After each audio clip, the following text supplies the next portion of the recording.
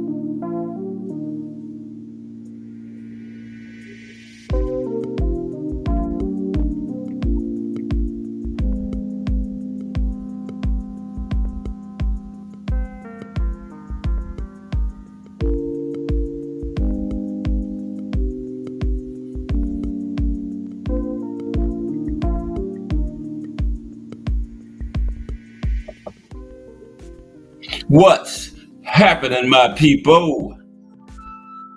It's Cast Sports again, back for another afternoon with the family. That's right. You know what time it is. If it's Monday through Friday, 2 p.m., it's the Box Story, bringing you all that boxing history. Boxing is the greatest sport of them all. That's why we love it. Can't get enough of it. Miss Cass, the Drunk Irishman, Cam J Network. Salute to everyone and welcome to another episode of Cast Sports, the Box Story. Today, Legendary Fights. Legendary Fights has a family today. Salute to the Drunk Irishman and the Cam J Network, two great channels. Of course, Cam J will be on this evening at 6:30 p.m. Don't miss it. Sunday at 12:30 to recap the fights from Saturday. We're getting closer to a big weekend of fights. We got the big all-women's card Friday, headlined by Taylor Serrano 3, Alicia Baumgartner on the card, Chantel Cameron on the card. We got the big fight, the title fight between Savannah Marshall and Shadeja Green. That's going to be a big one. We've been waiting on that one for a minute. We're getting closer. Mike Mazik in the building. What's up, Mike? That's Rocky Graciano and Tony Zale on the screen there. They had a big trilogy. Yeah, we're going to talk about some legendary fights. Like we did last week, we had 80 fights from the 80s. Not that many today, but today is going to be fights from all different eras. 25 legendary fights. Some of them iconic, some of them good competitive fights. Because an iconic fight doesn't mean it was good and competitive. It just means some of the events surrounding it, the names in the fight.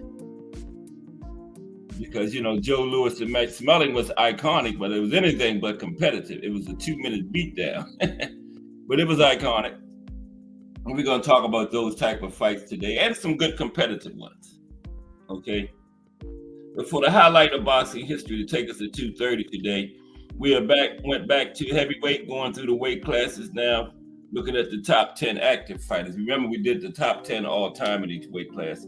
That's the top 10 currently active fighters in each weight class, and we are down to light heavyweight.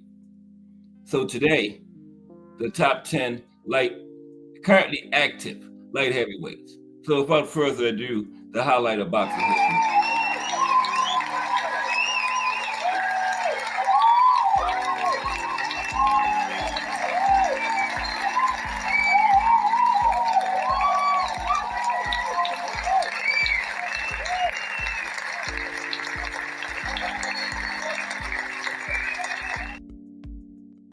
You know, that's my studio audience out in the backyard watching the show on the big screen.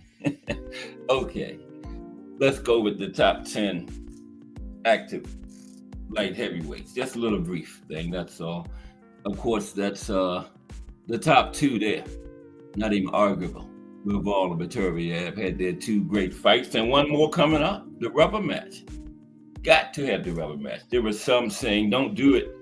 Bivol should go to Benavidez, but no.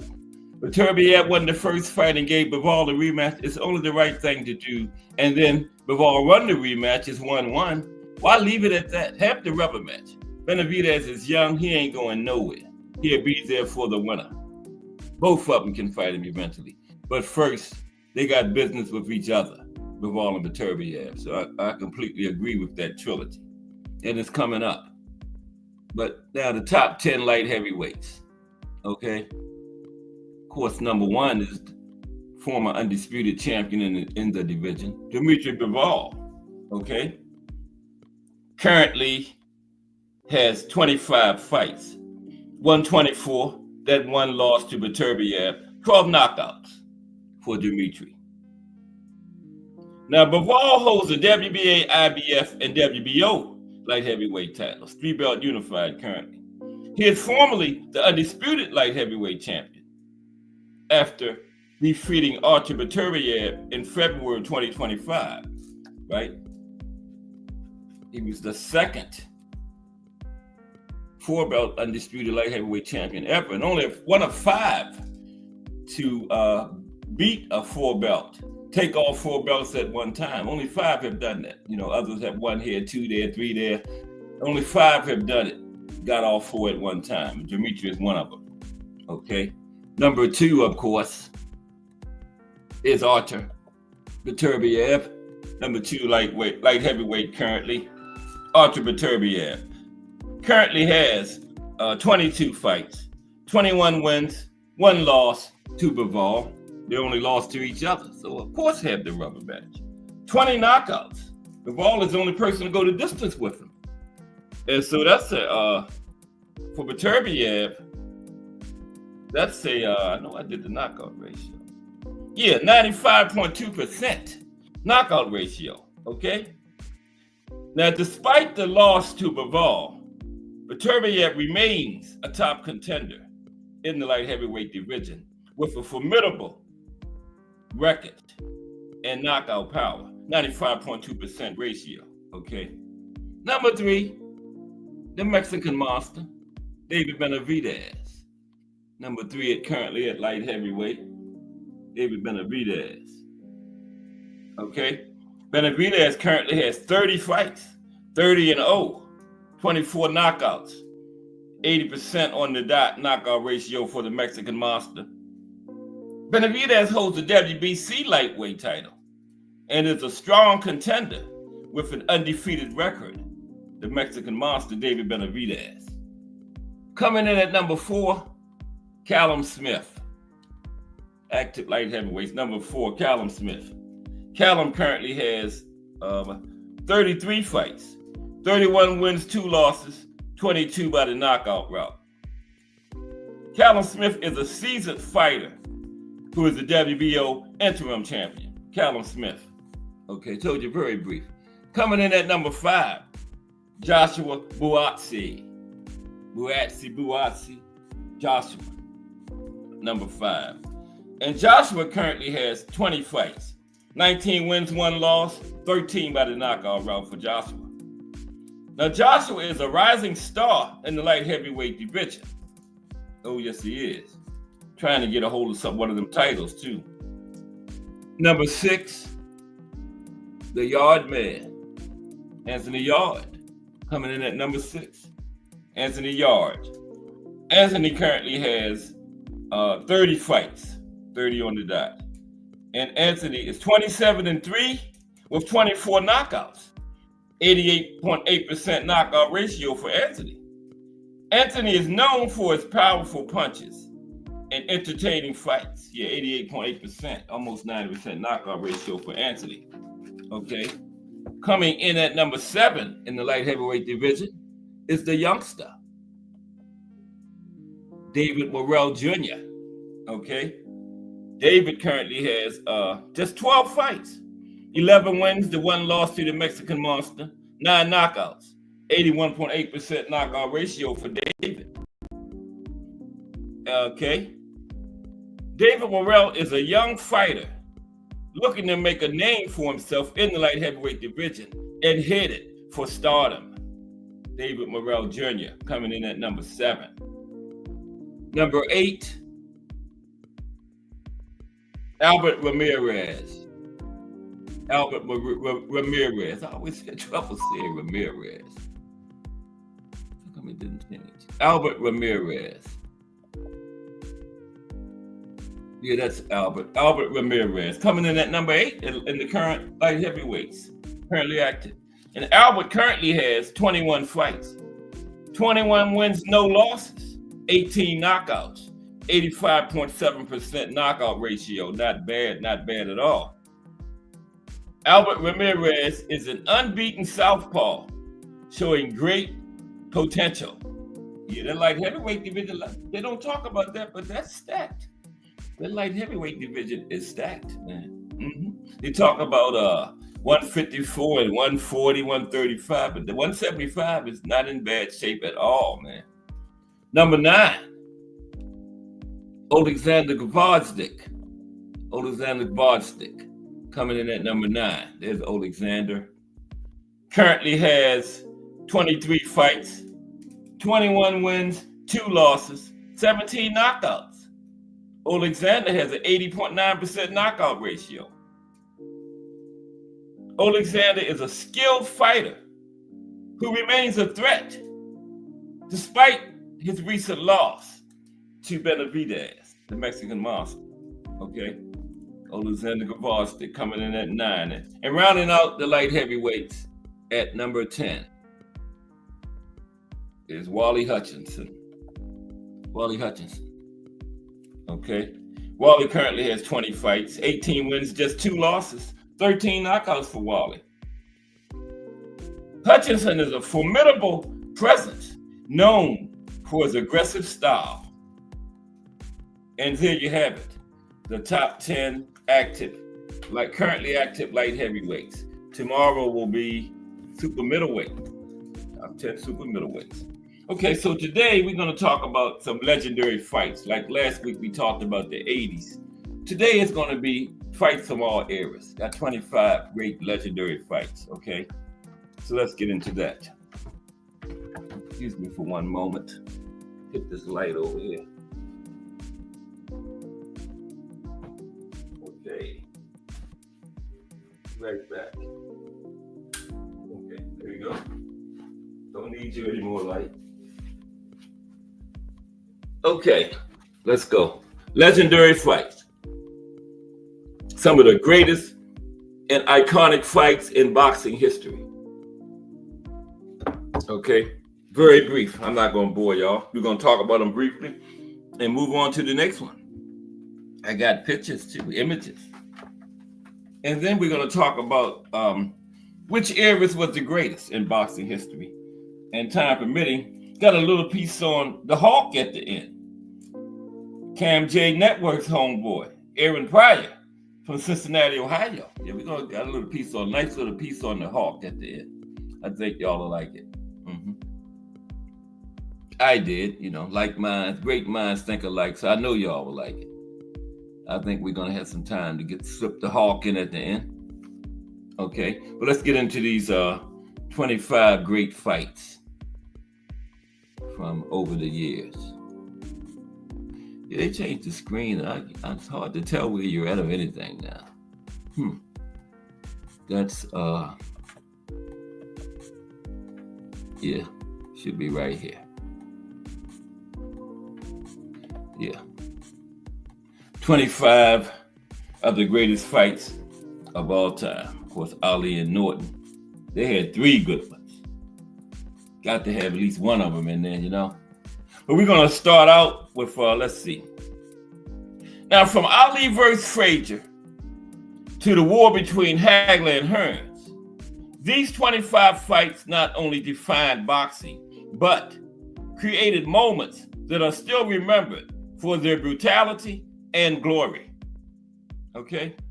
For their brutality and glory.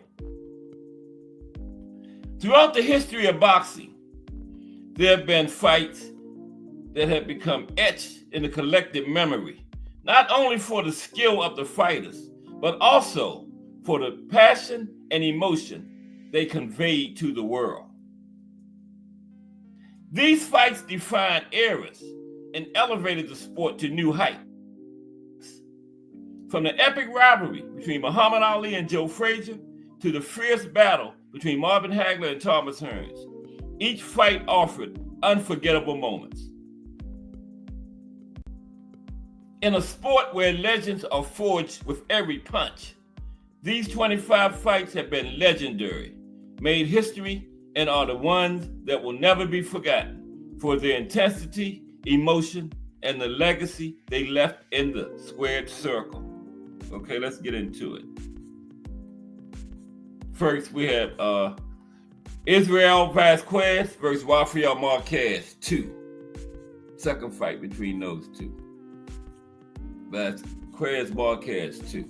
Rafael, Juan Manuel's little brother. That's Vasquez on the right, Marquez on the left. Okay? Yeah. Juan Manuel's little brother. No, this is 3. Third fight between them. They had a trilogy. This is the third one. Right. Now, the fight that lived up to its legendary billing, the third encounter between Mexico's, both from Mexico, Israel Vasquez and Rafael Marquez, took place at the Home Depot Center in Carson, California. Now, the fight was a relentless exchange of punches, with both fighters showcasing their warrior spirit.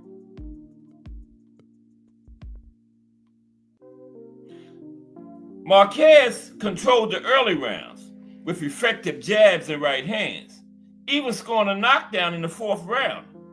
But Vasquez demonstrated remarkable resilience, surviving the knockdown and engaging in a fierce exchange that earned Round of the Year honors from Ring Magazine. Okay? Yeah, that 4th round was Round of the Year. Now, the fight culminated in a split decision win for Vasquez, with scores of 114-111 and 113-112 in his favor, while one judge scored it 114-111 for Marquez. This fight is often cited as one of the greatest in boxing history, exemplifying the sport's raw intensity and the fighter's unyielding determination. Yeah, Vasquez got a split decision in that one. Okay. Evander Holyfield versus Mike Tyson 2. Y'all know what that was. The bite fight. The bite fight. Bruce Gas Boxing Jazz. Oh, wait a minute. I'm sorry. I don't know. Damn. Bruce Gas Boxing Jazz and more. I put it back. I didn't do it, Bruce. Wow. I'm glad you said that. Yeah. Okay. Okay, let me see. Damn. I don't know, Bruce. There it is. Yeah, they do that sometimes. I don't know how that happens. Okay, it should be back, Bruce. I'm sorry about that. I didn't do it. But salute, Bruce Gas. Okay, it should be back next time you comment. Yeah. Yeah, that happens sometimes. It's StreamYard. I don't know. They play games. But okay, it should be back, Bruce. But salute, Bruce Gas, Boxing, Jazz, and more. Okay. Yeah, the next one is the bite fight. Remember that one? Holyfield Tyson 2. Yeah, Tyson said Holyfield kept butting him in the first fight and kept butting him in the second fight. And nothing was being done about it. So he said he's going to take it to his own head. And he bit him twice. Remember? The first time, who was it? Mills Lane doing that fight? The first time he let it go and it continued. But after the second time, he was like, nah, that's it. Okay, but Holyfield Tyson 2, the bite fight.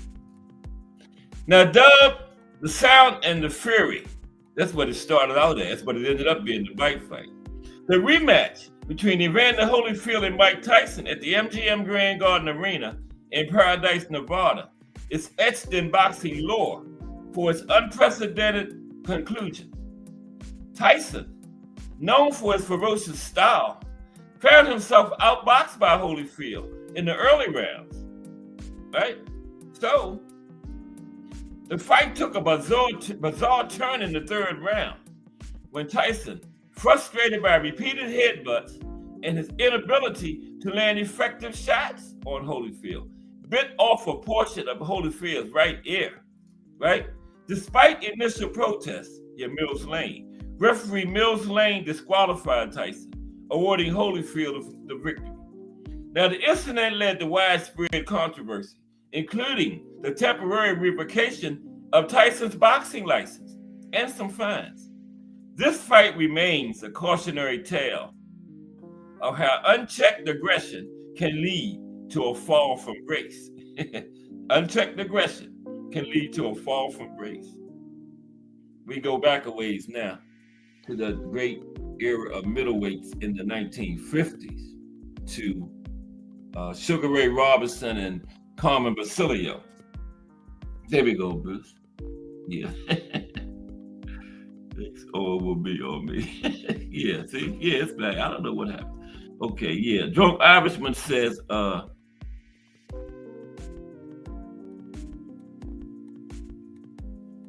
car went through your yard. Wow. Yeah, Bruce said, did you see the car go through my yard yesterday? I am lucky. Wow. And the Drunk Irishman says, that 300 seconds timeout had your name written all over it. 300 seconds timeout. I didn't give nobody, I didn't do it. Wow. Okay. Oh, there's the link right there in the chat.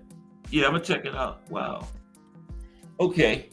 Yeah, we had Carmen Basilio and Sugar Ray Robinson was another great one. Okay.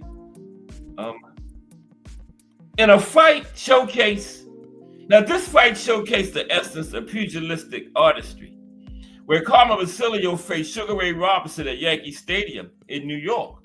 Big venue back around that time, Yankee Stadium. Outside, yeah.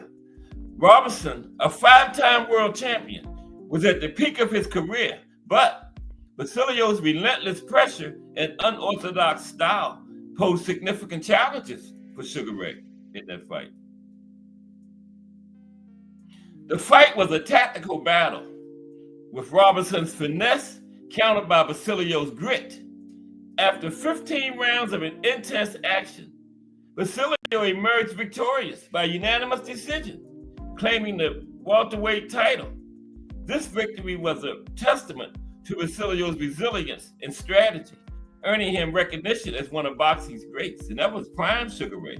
And he did fight later at middleweight. He met at middleweight too.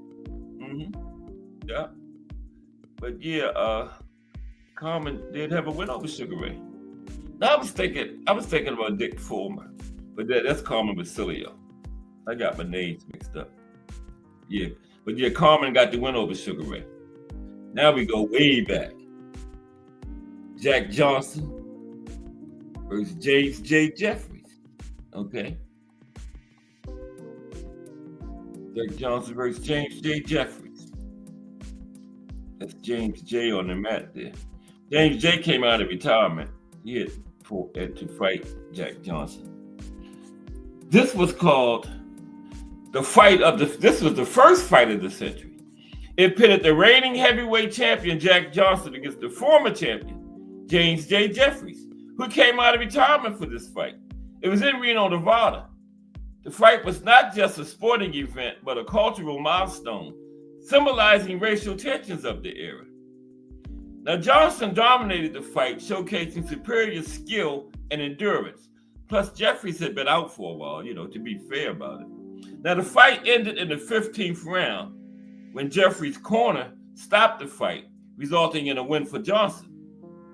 This fight had profound social implications, challenging prevailing racial norms and solidifying Johnson's status as a trailblazer in boxing history. Yeah, Jack Johnson, James J. Jeffries. Okay.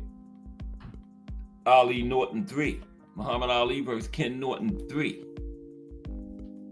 They had 3 good ones. Yeah, I'm gonna have to check that out, man. Get a joke. I was said, "Holy shit, Bruce, that's crazy." Did the cops find the other driver? Wow. Bruce said a car came right through his yard. Damn.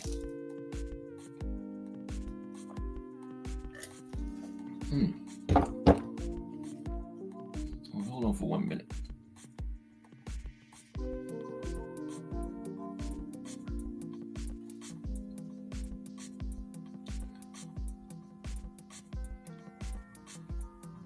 There we go. Comments.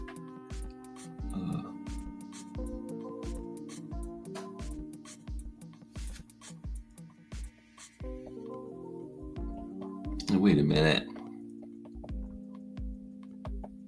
Okay. Let's get back to this.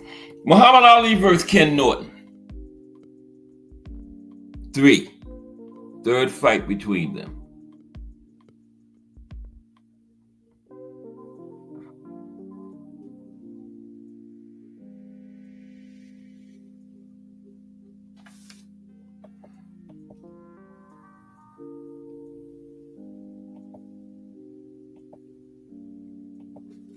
There we go. Okay. Now, the trilogy between Ali and Norton reached this zenith in their third fight at Yankee Stadium, back at Yankee Stadium. Norton had previously broken Ali's jaw in the first fight, and the rivalry was intense between the two. This fight was a tactical chess match, with both fighters employing the strategic maneuvers. Ali's experience and agility were matched by Norton's resilience and power. After 12 rounds, Ali secured a unanimous decision, but the fight was closely contested, reflecting the fighters' mutual respect and determination. That was the last one. And then when Ali took the title back from Spinks, Norton was WBC champion at that time, and Ali retired. And he did say, that wasn't the primary reason he retired, but he did say he didn't have another Norton fight in him. Yeah. And he did retire, so what would have happened in 4? No doubt it would have been another great fight between them. I would have been down for another one. Okay, Eric Morales. Gotta have one of these. You talking about great fights. And Marco Antonio Barrera. Okay. Which one was this? Let's see. In a clash that ignited the passion of Mexican boxing fans, Eric Morales and Marco Antonio Barrera faced off at the Mandalay Bay Resort and Casino in Las Vegas. Now, both fighters entered the ring undefeated. This was the first one, making the stakes exceptionally high. They had a trilogy also. This was one. The fight was a display of contrasting styles. Morales' aggressive approach against Barrera's tactical pressure. The 12-round battle was scored in favor of Barrera by unanimous decision, handing Morales his first pro loss. This fight set the tone for their legendary rivalry, with both fighters later acknowledging its significance in their careers. Yeah, they couldn't stand each other during their careers, but they best of friends now. I think they got a podcast or something together, as a matter of fact. Yeah, that was a legendary trilogy, wasn't it, Technique? Technique in the building. What's up, Technique? Good to see you today. And Mike Rim in the building. What's up, Mike Rim? Yeah, that was legendary Technique, that trilogy. That started it off. What's up, Mike Rim in the building? We're just looking at some legendary fights today. Like we looked at the 80s. Had 80 from the 80s last week. It's not 80 today. It's 25. And brief. I'm not going to bore y'all, I promise. 25 little brief summaries. We got Carmen Basilio again. Oh, that was Carmen Basilio on the thumbnail. I said Tony Zell and Rocky Graciano. I had it all wrong. I did have the name Tony right. All this time. The thumbnail, I'm thinking it was Rocky Graciano and Tony Zell. It was actually Carmen Basilio and Tony DeMarco, too. I had one of the first names right, Tony. Yeah. That's Carmen on the left. Thinking, no, that's Carmen on the right. And Tony DeMarco on the left. This is the second fight between those two. Carmen Basilio versus Tony DeMarco 2. Okay. Now the rematch between Basilio and DeMarco at the Boston Garden was a testament to the fighters' enduring rivalry. Their first encounter had been a brutal affair, and expectations were high for the sequel. They had some classic venues back then, man. The Boston Garden, Yankee Stadium, the Polo Grounds.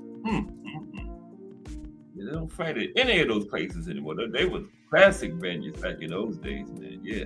This one was at the Boston Garden. Fighters fought there with regularity back around that time frame.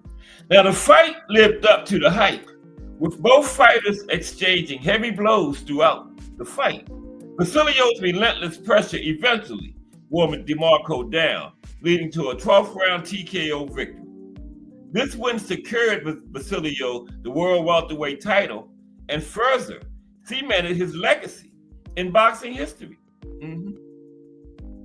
Here comes like some iconic, some competitive fights. Was an iconic one. Floyd and Manny, been waiting on it for so long and everything, you know. Two of the biggest names in the sport at that time, but it was like 5 or 6 years too late. Floyd Mayweather Jr. versus Manny Pacquiao, right? What is it, like 09, 2010, something like that. But it happened in 2015. It was dubbed, this was like the third fight of the century. You know, James J. Jeffries, Jack Johnson was one. Frazier Ali one was the second fight of the century. This was dubbed the third fight of the century. Well, it wasn't called the third fight of the century, but it was the third one called that. The drunk Irishman said, I had Barrera winning the first fight and Morales winning the second. Weird. The first two fights results were in reverse. Wow. Yeah. That's exactly how you had them. In reverse. Yeah, this was dubbed the fight of the century. The fight between Floyd Mayweather Jr. and Manny Pacquiao at the MGM Grand Garden Arena in Las Vegas, Nevada, right? It was one of the most anticipated events in boxing history. And both fighters were kind of at the peak of their careers, with Mayweather known for his defensive prowess and Pacquiao for his aggressive style, right? Now, the fight did not live up to expectations. Okay, Mayweather's tactical approach earning him a unanimous decision after 12 rounds. Now, despite criticism that the fight occurred later than ideal, it generated massive pay-per-view numbers, underscoring the global appeal of both fighters. I think it might be still number 2. I think number 1 is Floyd and Conor McGregor, right? Yeah, I think this is number 2 all-time pay-per-view. I think. Okay, gotta have one of these. Deontay Wilder and Tyson Fury 2. This is 2. Wilder and Fury 2. Wilder and Fury 2. Okay. Now, in their highly anticipated rematch at the MGM Grand Garden Arena in Vegas, Tyson Fury delivered a performance that stunned the boxing world. Aggressive from the outset, Fury imposed his size and strength on the reigning WBC heavyweight champion, Deontay Wilder. Yeah, the first fight was a draw, so Wilder came in still the reigning champion. Fury dropped Wilder twice in the 3rd round and continued to dominate, leading Wilder's corner to stop the fight in the 7th. This victory not only earned Fury the WBC title, but also solidified his status among boxing's elite heavyweights. Yep. Okay, go back again. James J. Corbett versus John L. Sullivan. James J. Corbett versus John L. Sullivan. Glovegate. Bruce Gass says Glovegate. Right here it was. Bruce Glovegate. James J. Corbett talked about Tyson Fury. James J. Corbett versus John L. Sullivan. A lot of fighters used their middle initial back then. Right? James J. Corbett versus John L. Sullivan.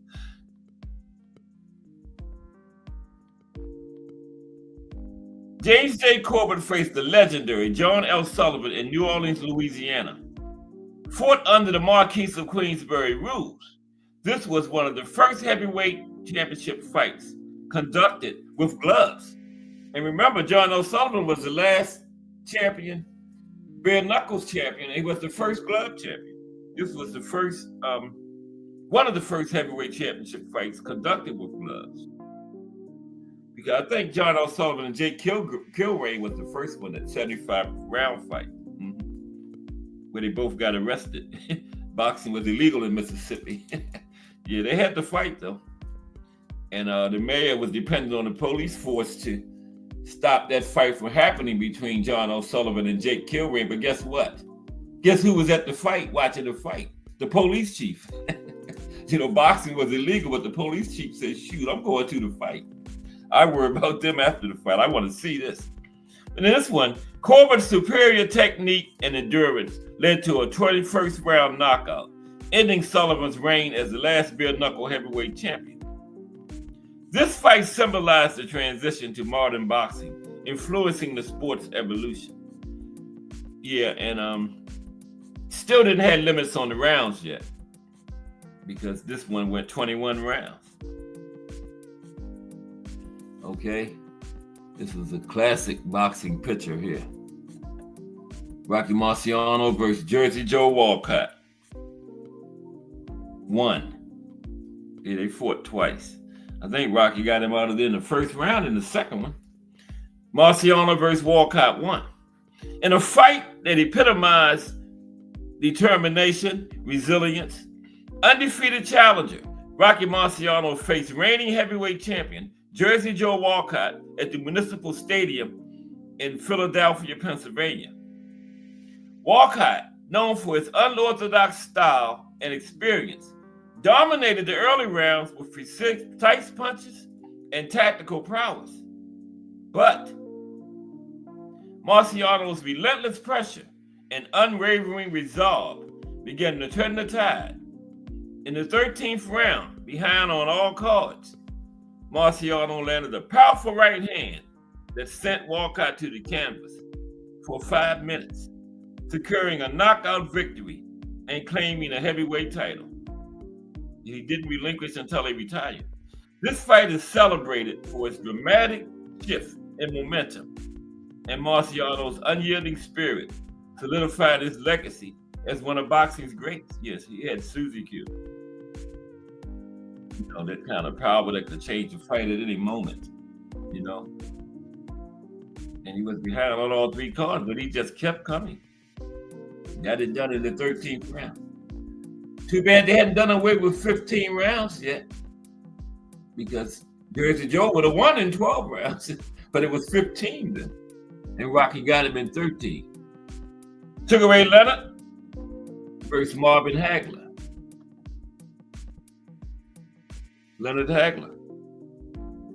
Now, former welterweight champion Sugar Ray Leonard moved up in weight to challenge the formidable middleweight champion, Marvelous Marvin Hagler, at Caesar's Palace in Vegas. Hagler, known for his aggressive style and dominance, was widely favored to retain his title. Leonard, however, employed a strategy of speed, movement, and tactical brilliance, often flurrying with combinations and utilizing the ring's full expanse. The fight was closely contested, with Leonard's activity and flair swaying the judges. And that's significance, utilizing the ring's full expanse, because Hagler gave him the big ring, gave him those, I think it was 10-ounce gloves, gave him 12 rounds, because he still had 15 then. Hagler gave up all that just to be called the A-side. But Sugar Ray picked all that stuff, so Hagler was just A-side in name only. Sugar Ray was really operating as the A-side. He made all the decisions on the fight and everything.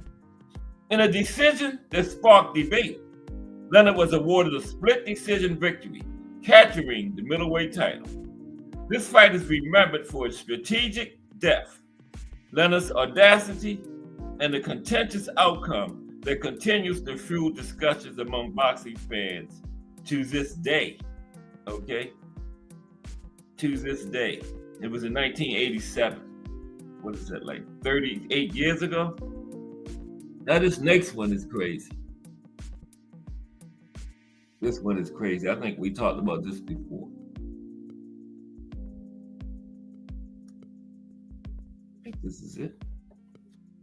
I got my pictures mixed up. Okay, Zolani. What's going on here, man? I'm just going to leave that there because Zolani T versus Siboniso Garnia. Now listen to this. This is crazy. I think we talked about this before. Okay, the Drunk Irishman says, probably the most talked about who really won fight of all time. Nearly 40 years, people still debate on who won, Hagler or Leonard. You're right, Drunk Irishman. You are 100% correct. This is probably the most who really won fight of all time. I can't think of any other one. That tops this one. But listen to this one here. Zolani Teague versus Benicio Garnia. Let's put you both their names. I'll try something. That's up. Yeah, it worked. In a fight, they redefined the concept of a quick finish. South Africa, Zolani Teague faced compatriot, fellow South African, Siboniso Garnia at the SSE Arena in Belfast. The fight commenced, and within an astonishing 11 seconds, Teague landed just one left hand and sent Garnia crashing to the canvas, resulting in a knockout. The first punch of the fight ended it.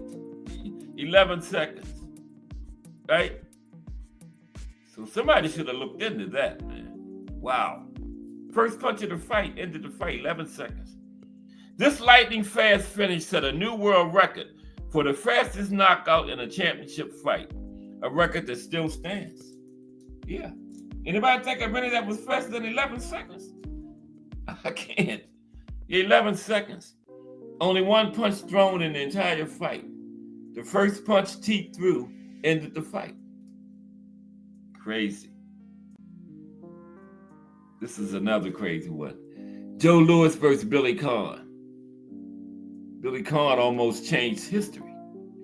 We almost didn't have those 25 straight title defenses from Joe Louis, their 12-year reign. Billy Conn almost ended that right in the middle of it. At the Polo Grounds in New York, another classic venue, the Polo Grounds.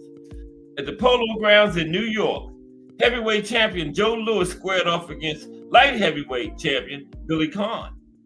Now, Conn, known for his speed and agility, surprised many by taking the fight to Lewis, outboxing him with swift combinations and defensive prowess. He was giving Joe Lewis a boxing lesson, right? For 12 rounds, Conn's strategy was working, as he had a lead on the scorecards at the 12 rounds. The way I heard it, Joe Lewis needed a knockout, but again, 15 rounds was still going on then. If it was 12 rounds, he would have changed history. But in the 13th round, Lewis's relentless power prevailed, and he secured a knockout, retaining his title. Now, Conn changed his strategy in 13 and came out and decided to abandon the boxing he had done for 12 rounds and go toe-to-toe with Joe Lewis, and got knocked out. This fight is often cited as one of the greatest displays of skill and strategy against raw power in boxing history. Yeah, Conn blew it. He almost changed history. Well, it would have never been history if he could have won that fight, got through those last 3 rounds. But he abandoned what he had been doing, right? And got knocked out. Sugar Ray Leonard versus Roberto Duran 2. This is 2.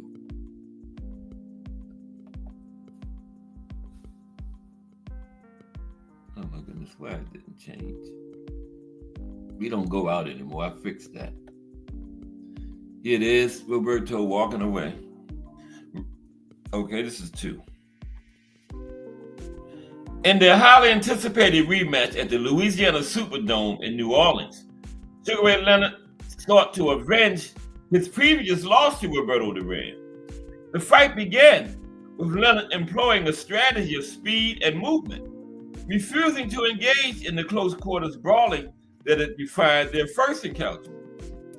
As the rounds progressed, Duran became increasingly frustrated by Leonard's tactics. In the 8th round, with Duran seemingly unwilling to continue, he famously uttered "no mas," or "no more" in English, resulting in a stoppage and Leonard reclaiming the WBA welterweight title. This fight is remembered not only for its unusual conclusion, but also for the psychological battle that unfolded within the ring. And it was still a close fight in the 8th round. Leonard, I think he was leading by 1 point on 2 cards and 2 points on 1. So Duran was still well within the fight. 8th round, it was going 15, still had 7 more rounds to go, right?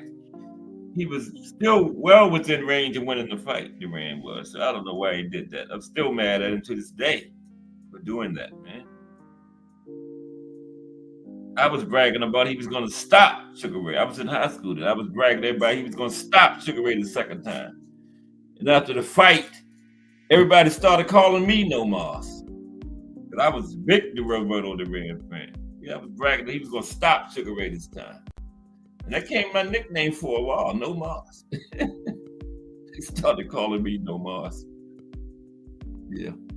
But hey, Roberto did a very good job of a very good comeback from that. Became a champion again, one of the legendary Four Kings, because that was only the second ever Four Kings fight there. First Duran Leonard fight, they fought the first 2 Four Kings fights, and the last one in 1989. Yep. The Four Kings wasn't really established, and that was 1980. But yeah, he had a great comeback from that. But those people in Panama was mad at him, and he lost a lot of endorsements, a whole lot of stuff after he made that move. Yeah. Okay, this is the fight I was talking about. Andy Bowen versus Jack Burke. Andy Bowen versus Jack Burke. Okay. Drunk Irishman says Duran was at a fat camp instead of a training camp for that rematch. Yes, he was. Sugar Ray cheated, man. He got him back in there too fast. He cheated. Okay. That's what I say. He cheated. Yeah, man. Duran went out and celebrated, and then, they made rematch right away, and immediate rematch, and the rest is history. Andy Baldwin versus Jack Burke. At the Olympic Club in New Orleans, Louisiana, Andy Baldwin and Jack Burke engaged in what will become the longest recorded fight in boxing history. The fight, fought under the London prize ring rules, lasted an astonishing 110 rounds. This was before the Queensberry rules and everything, right? No round limits. And these two went 110 rounds, right? It started on Thursday evening and ended on Friday morning, okay? Changed to another day during the fight. Yep. Some people went to bed and got back up and they were still fighting. Imagine that. Go to bed, get your sleep, get up in the morning. These two been fighting the entire time. That's crazy.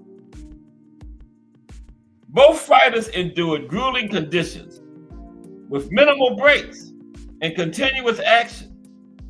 The fight concluded in a draw, with neither boxer able to secure a definitive victory. This fight is often cited as a testament to the endurance and toughness of early pugilists, highlighting the sport's evolution in terms of rules and safety standards. Yeah, like I always say, those guys were just built different back then, man. 110 rounds? Fought overnight. I told you, started on Thursday evening and ended on Friday morning. Wow. I heard the referee's wife stopped. She told her husband, that's it. Find another referee, we got to go. No, I made that part up. Yeah. That's probably what happened, though. The referee wife was in the audience making signals. Come on, man. You know, they ain't gonna never stop fighting. 110 rounds. That's crazy. Marvin Hagler versus Thomas Hearns. Marvin Hagler versus Thomas Hearns. There they are. 110 rounds. Could you just imagine today's fighters doing that? No, drunk Irishman. It'd take them a couple years to fight 110 rounds. No way. Wow. They would be ready to sue somebody. But Hagler versus Hearns, okay? In a fight that would come to be known as the War, started as the Showdown, ended up as the War. Middleweight champion Marvin Hagler faced challenger Tommy Hearns at Caesar's Palace in Las Vegas. From the opening bell, both fighters engaged in a relentless exchange of punches, with Hearns utilizing his reach advantage and Hagler applying relentless pressure. The first round alone featured non-stop action, with both fighters sustaining significant damage in the first round. The announcer Tim Ryan after the round said that was just the first round. In the third round, Hagler's superior power and resilience led to a TKO victory, but both fighters earned respect for their courage and determination. I thought it should have been a knockout because Hearns was not continuing. He got up, but his corner had to come out there and get him. So sometimes those TKOs, I thought that should have been a knockout because Hearns was done. I don't even know how he got up, but he got up, but it was over. He couldn't continue. If the referee had let that continue, the first punch would have knocked him right back down for the 10 count. But TKO officially, right? This fight is often cited as one of the greatest examples of toe-to-toe combat in boxing history. Yes, it is.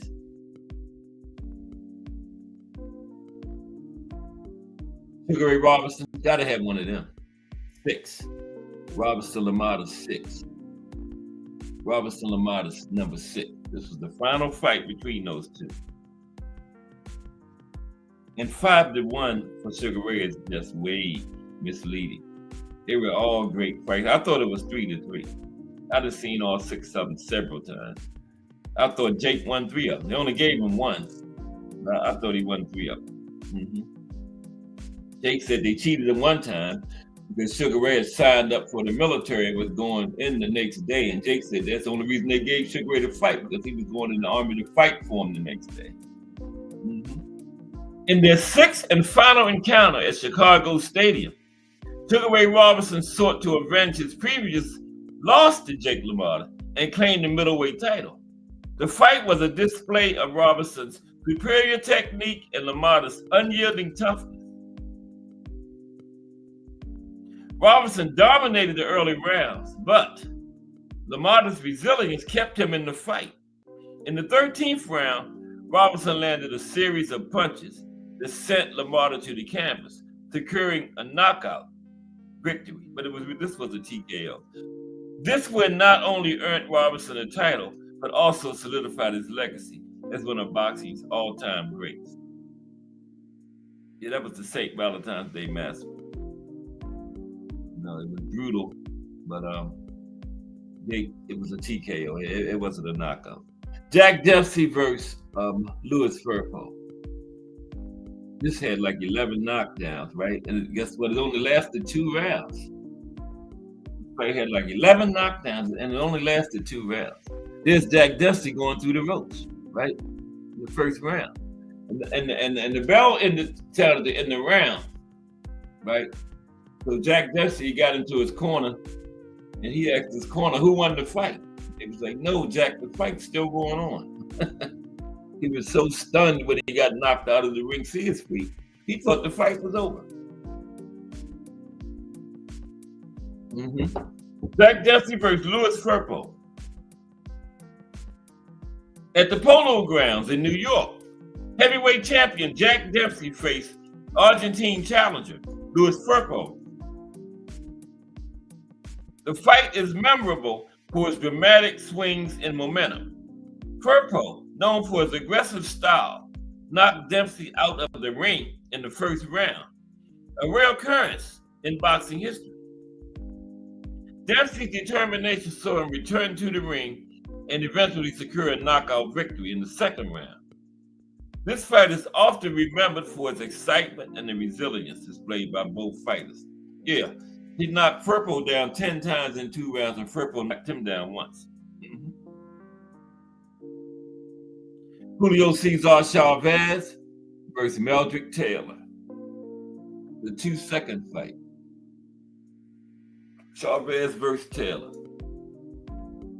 Yeah, you never got me down, Ray. That's right. It wasn't a knockdown, Joe Barringer. Right, you're right. 100% right. That's what he told him. You never got me down. Chavez versus Taylor. Won, because they did have a second fight. It was nothing like this first one, though. Mexican legend Julio Cesar Chavez faced American Olympian Meldrick Taylor at the Hilton Hotel in Las Vegas, Nevada. Taylor's speed and boxing skills allowed him to dominate the early rounds, building a significant lead on the scorecards. But Chavez's relentless pressure and body punching began to take its toll.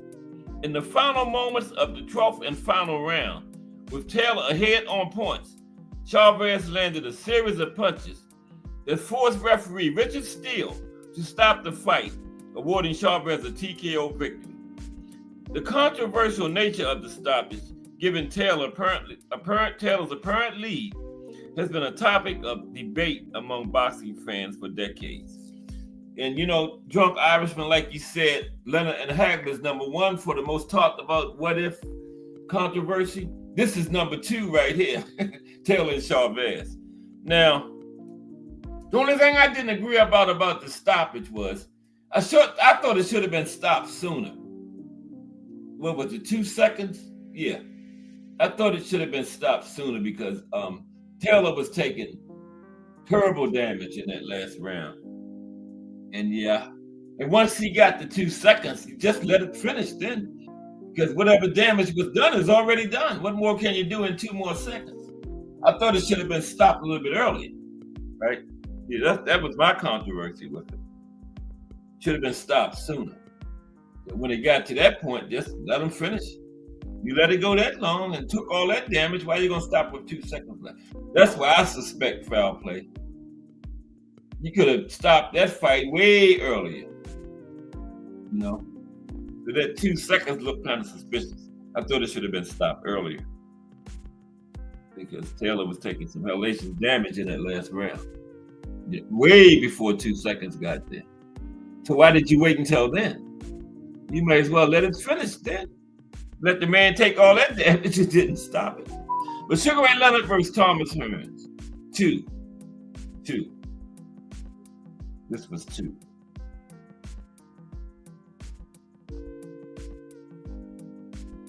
The first fight between Sugar Ray Leonard and Thomas the Hitman Hearns was a true spectacle that delivered everything fans hoped for. Speed, power, role reversals, and incredible heart from both fighters. Leonard, known for his dashing footwork and technical precision, faced Hearns, who was the taller, more powerful opponent with a lethal jab and knockout ability in that right hand. Their battle for the WBC and WBA welterweight titles in Las Vegas, that was undisputed at the time too, that was it, WBA, WBC, was a moment in boxing history, and it did not disappoint. The Hearns dominated the early rounds using his reach and jab to keep Leonard at bay. And Leonard was moving, and Hearns was the aggressive stalker in the early rounds. Leonard, however, was not deterred by the early onslaught. As the fight progressed, Leonard became the stalker, Hearns started moving, and Leonard's resilience and counterpunching began to take over. In one of the most dramatic turnarounds in boxing history, Leonard rallied in the later rounds, pushing forward with relentless combinations and overwhelming Hearns. In the 14th round, Leonard's fury finally took its toll, forcing the referee to stop the fight and award Leonard a TKO victory. This thrilling encounter is still remembered for Leonard's gritty comeback and his ability to overcome adversity in the face of a dangerous opponent. And I said 2, I meant 1. I got the picture. That's actually the picture for 2, but it was the first fight between them. But that picture is from the second fight. Yeah, this was the first. Not bad. Should have had, because Leonard had on those stripy shorts in the second fight. George Foreman versus Muhammad Ali, the Rumble in the Jungle. It is. Rumble in the Jungle. And that referee was a former Harlem Globetrotter. I forgot his name. The one that refereed Foreman and Ali. Yeah. Was a Harlem Globetrotter. Former Harlem Globetrotter. Y'all know what the Harlem Globetrotters is, right? I forgot that, We got some young people in here, too. Yeah. But yeah, are they still around? They don't have nobody like Metal Lark Lemon or Curly Neal, none of them guys, though. They always played the Washington Generals. Played the same team over and over. It's like a trick basketball team. Entertainment. Yeah. It was comedy, basketball, all that mixed up in one. George Foreman versus Muhammad Ali. Rumble in the Jungle. The Rumble in the Jungle is perhaps the most famous fight in boxing history, where a young, seemingly unbeatable George Foreman faced the brash and ever charismatic Muhammad Ali. Ali was known for his speed and finesse, entered the fight as a huge underdog, with Foreman having obliterated nearly every opponent in his path with his brutal knockout power. But Ali devised a brilliant strategy using the ropes to absorb Foreman's heavy blows in what became known as the rope-a-dope. But it had been done plenty of times before. We talked about Nicolino Loach. Nicolino Loach was using the rope-a-dope way before Ali, but it wasn't called the rope-a-dope. Ali just put the name on it. But that wasn't nothing new, okay? Now, Ali's calculated risk paid off in the 8th round, and Foreman, exhausted from his own power punches, was caught by Ali's sharp counterattacks. And Foreman had a great chin, but the knockout was more from fatigue, right?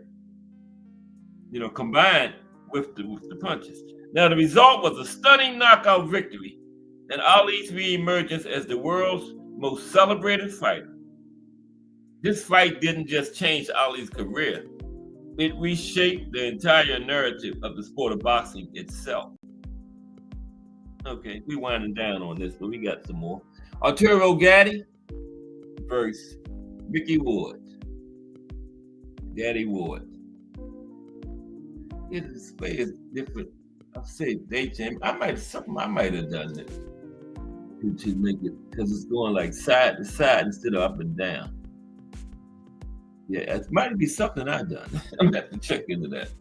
Arturo Gaddy Ward. Gaddy Ward.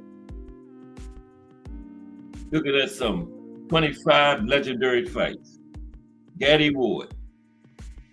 Their first encounter in 2002 is still remembered as one of the most dramatic fights in boxing history. Arturo Gaddy and Mickey Ward, two warriors from the streets of New Jersey and Boston, respectively, put on a clinic in heart, courage, and willpower. The fight was full of brutal exchanges, but the iconic moment came in the sixth round when Ward stunned Gaddy with a left hook and dropped him to the canvas. Gaddy, undeterred, roared back in the later rounds, showing why his nickname Thunder was earned. The decision to award Gaddy the win in this slugfest was a controversial one, but it hardly mattered in the aftermath. The trilogy would go on to define the 2000s in boxing, with each encounter being more thrilling than the last. The Gaddy Ward fights remain the epitome of what it means to be a true fighter in the squared circle. Yeah, that was one, right? Yeah, that started off a great trilogy between these two. And Friday on the profile is both of these guys, Arturo Gaddy and Mickey Ward. Then we're gonna look into that trilogy Friday. Mm-hmm. Tomorrow is Algeria, boxing in Algeria. So we look at that boxing, different countries now. Tomorrow is Algeria. Yeah. Okay. You know, you're doing the greatest fights of all time. Listen, you got to have these two on there. How can you not? This is the last two, matter of fact. Come on. This is Muhammad Ali versus Joe Frazier 1, the first fight of the century. Joe Irishman says, Eddie versus Ward, round 9, for me, greatest round in boxing history. Yeah, that was serious. Yeah. It was the round of the year too, I believe. Yeah. I think it was the round of the year. Ali Frazier won. The second fight of the century. Now, the fight of the century was the perfect culmination of boxing's golden era, where two legends of the sport, Joe Frazier and Muhammad Ali, clashed at Madison Square Garden in New York City. Both fighters entered the ring undefeated, and both had a legitimate claim to the title. Ali had never lost it in the ring. He got stripped, remember? Joe Frazier, meanwhile, had won it in the ring. So, yeah. Frazier was known for his relentless pressure, and Ali for his unparalleled speed and footwork. And the fight lived up to the hype.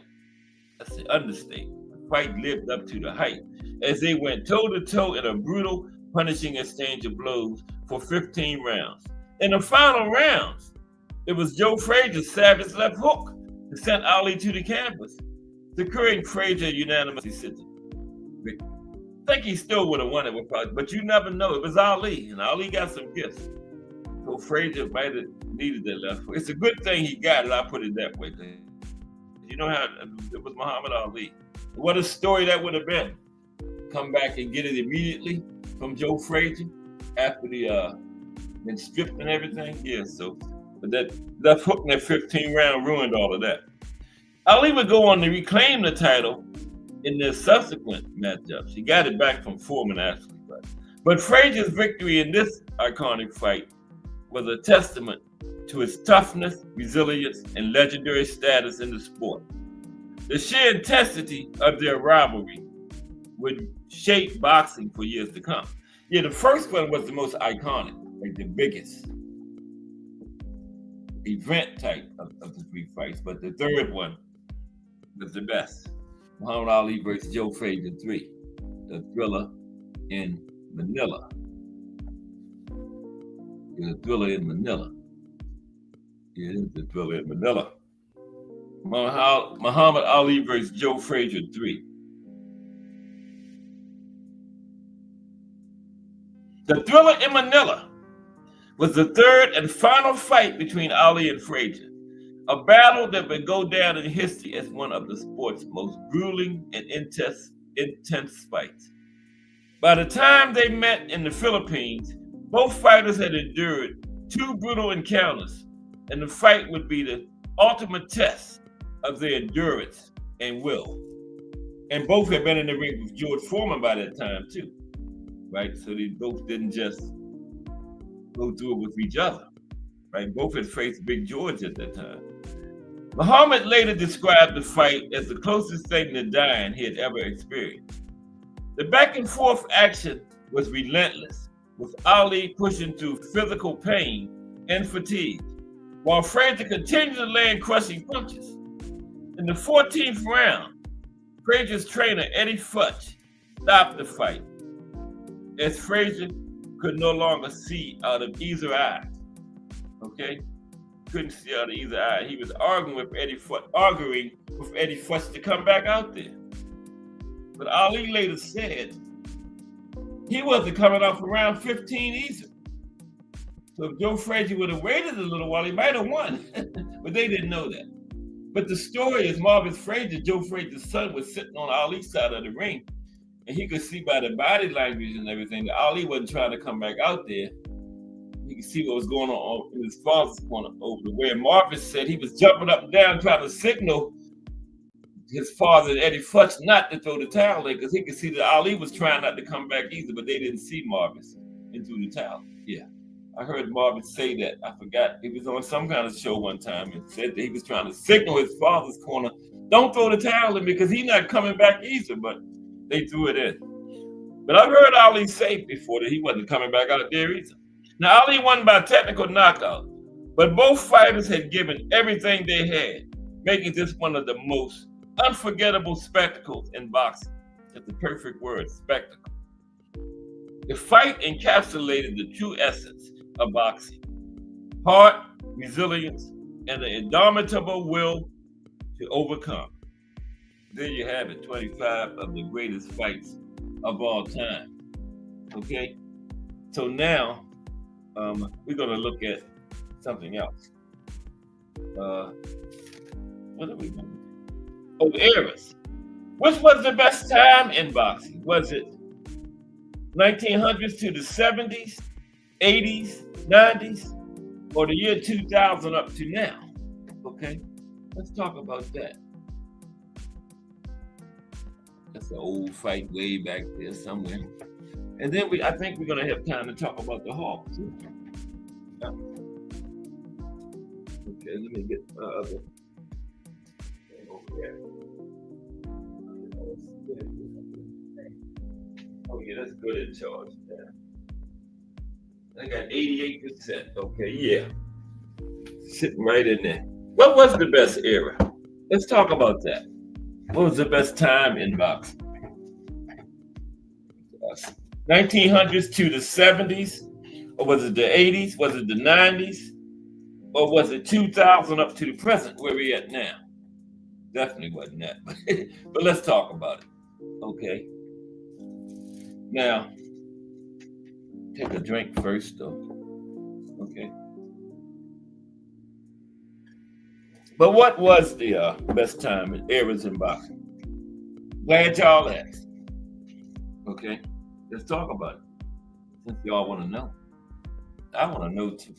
Now, determining the best time for boxing is subjective and often depends on personal preferences, including the boxers, styles, and major events that resonate with fans.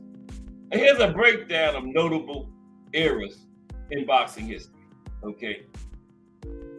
Now this is a long range. 1900s to the 1970s. 1900s to the 1970s. Okay. Golden age of heavyweights. This era saw legendary fighters like Jack Johnson. We're going from 1900s up to the 70s. This era saw legendary fighters like Jack Johnson, Joe Louis, and Muhammad Ali. The sport gained immense popularity, and Ali's rivalries and charisma brought boxing into the mainstream. Diverse talent, not only heavyweights, but also greats in lighter divisions, like Sugar Ray Robinson were prominent, right?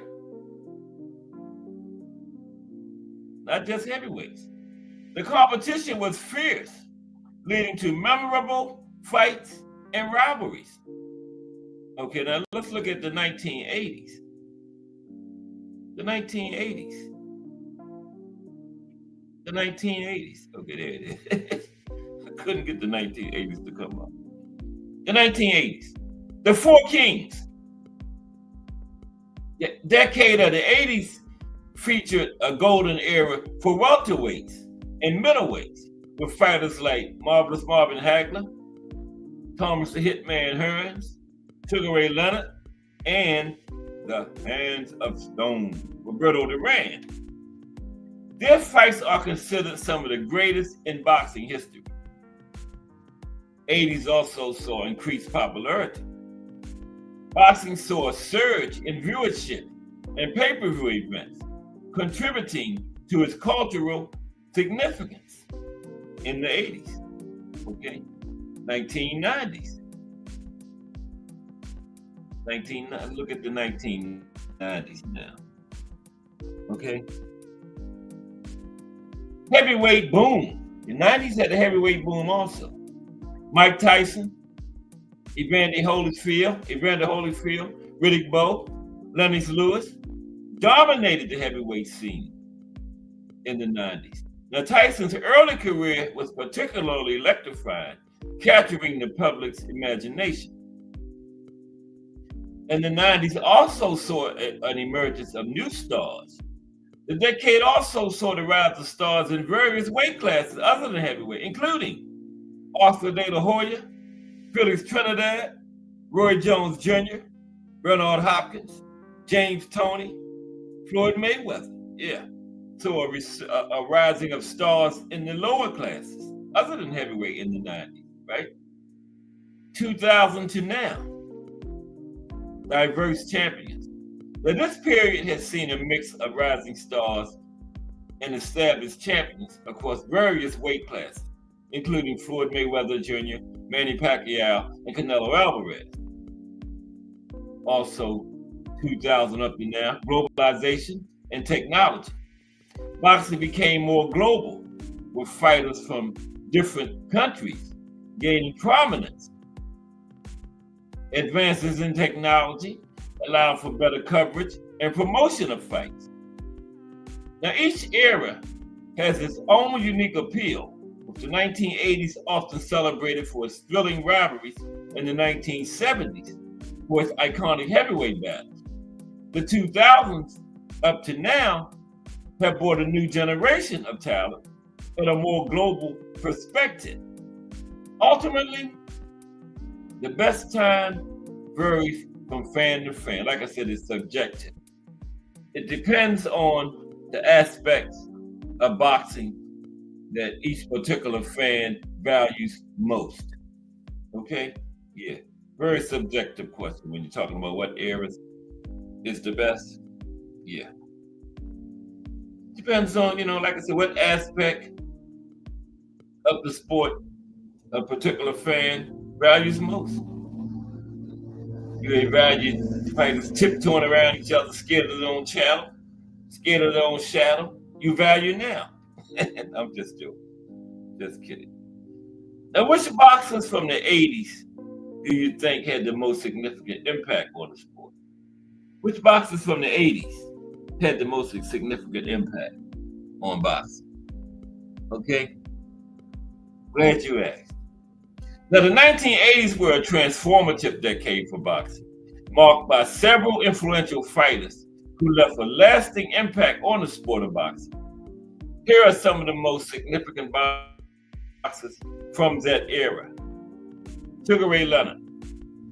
Leonard was a key figure in popularizing boxing on mainstream television. His fights against other top fighters, including Thomas Hearns and Roberto Duran, are legendary and showcase his skill and charisma. Talk about what fighters really put the 80s on the map. Marvin Hagler. Marvin Hagler. Hagler was known for his toughness and skill in the middleweight division. His reign as champion and memorable fights, particularly against Leonard and Duran, solidified his legacy. Leonard Duran and Hearn solidified his legacy as one of the all-time greats. Of course, Roberto Duran, talk about 80s, significant fighters in the 80s.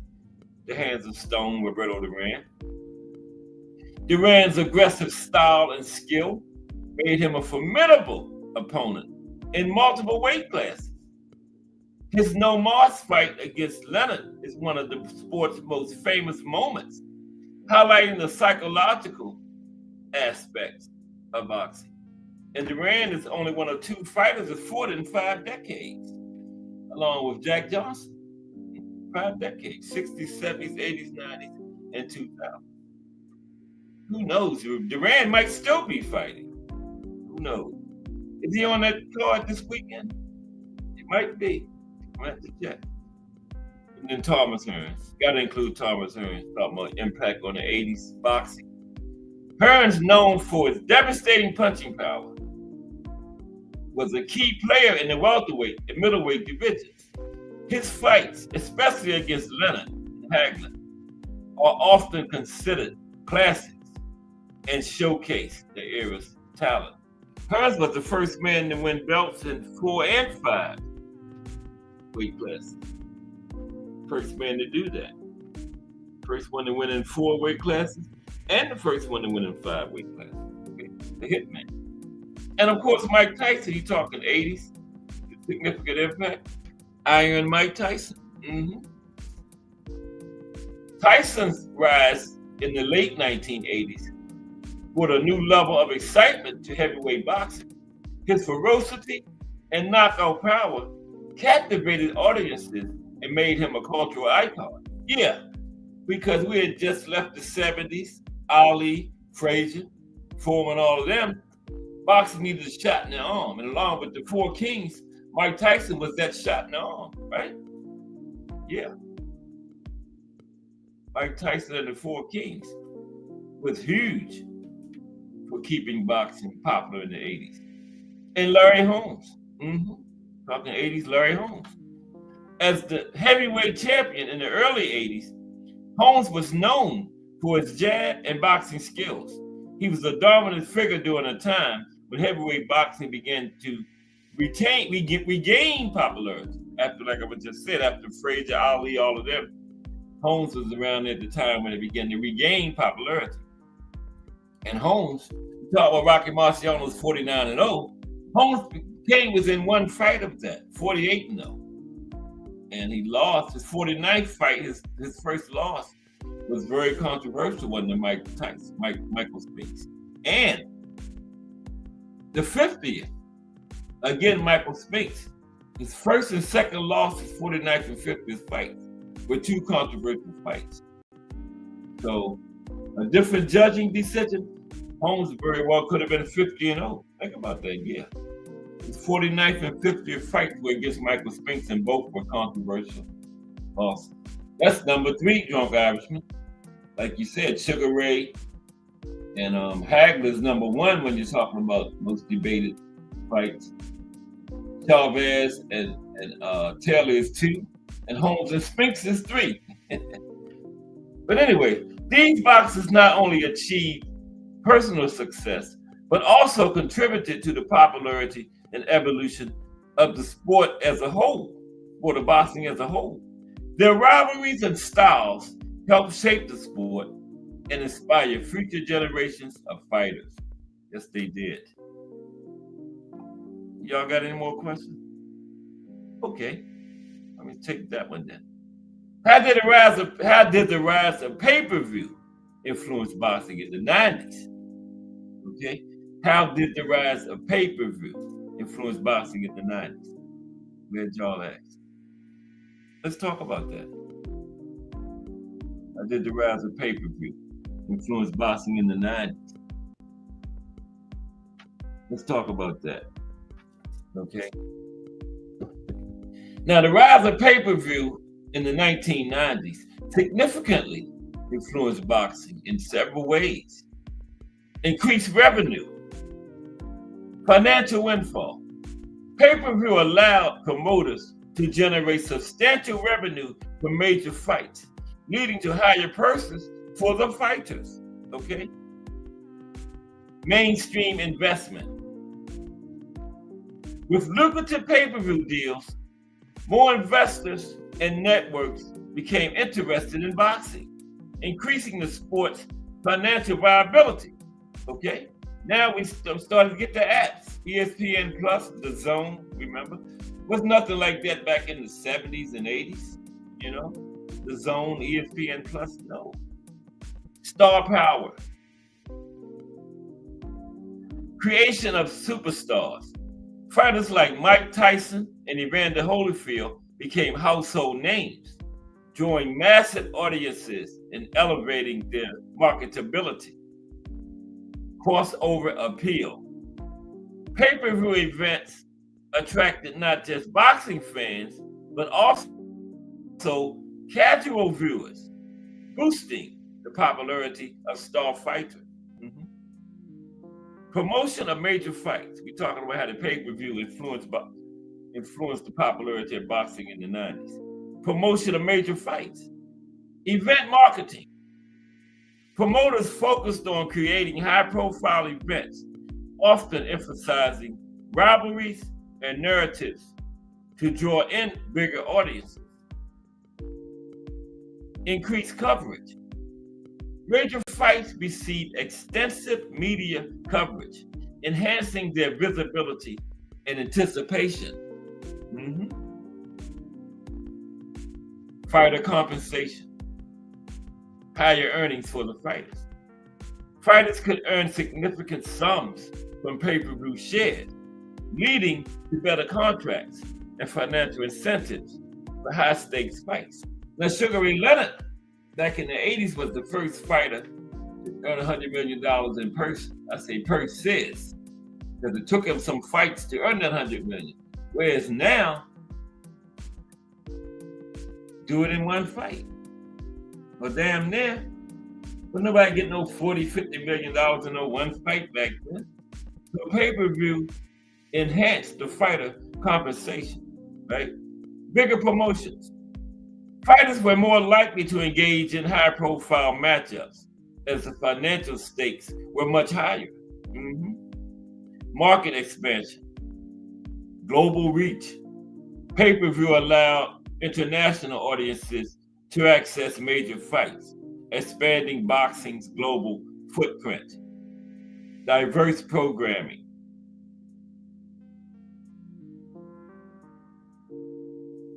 Well, give me some action to the music. Networks began to invest in undercard fights and lesser-known boxers, providing more opportunities for various talent. Started to pay more attention and started to make the undercards a lot better. You know, started around the 90s, early 2000s. Consumer behavior, viewing habits. Fans became accustomed to watching boxing events at home, leading to a cultural shift in how fights were consumed. You can lay up in the bed, no shirt on, you know, all that kind of stuff. Whereas back in the 80s, there was pay-per-view, but it was called closed circuit. And closed circuit, you had to come out of your home to watch the fight. You go to movie theaters or basketball arenas on, you know, team had an NBA team or college campuses, but you had to leave your home and come out in public to view these events. Whereas the 90s pay-per-view, you could watch them at home, right? So it changed the way fans could view fights, right? Lay up there in your drawers and watch the fight, right? You can't come out to the arena and watch. You can't do that, come out to the local basketball arena like that. No, you get locked up. But yeah, it changed the way the fans viewed fights. Pay-per-view did that. Consumer behavior. Event culture. Major pay-per-view fights became social events with gatherings centered around watching the fight. Yeah, people have fight parties now and stuff. Fight parties. Mm-hmm. Now, the rise of pay-per-view in the 1990s transformed boxing into a more commercially viable and popular sport, leading to the emergence of iconic fighters and memorable fights that continue to shape the landscape of boxing today. Continue to shape the landscape today. Okay? What y'all say? Well, you got one more question for me? Okay. What is it? What are the key differences between boxing today and the past? Okay, thank you. Appreciate the question. What are the key differences between boxing today and in the past? Let's look at that. The key differences between boxing today and in the past. What are they?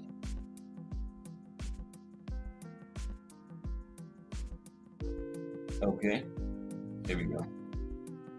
Appreciate everybody stopping by today. 1000%.